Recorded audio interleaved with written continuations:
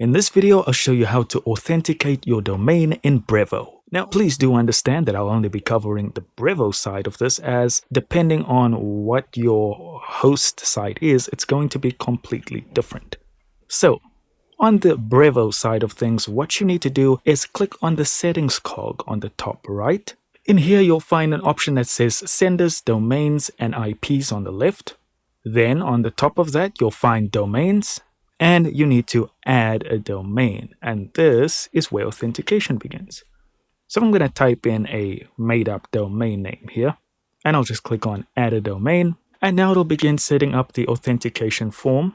And now you need to decide, will you authenticate this domain yourself, or does somebody else need to do this for you? I'm going to choose myself so I can show you what the form looks like. Now you can consult the help article for if you need to know for a specific host. All you need to do is go to your host and you need to copy and paste in all the information from Brevo, of course, in the fields that are applicable. And keep in mind that authentication can take up to 48 hours, so it's not always an immediate process.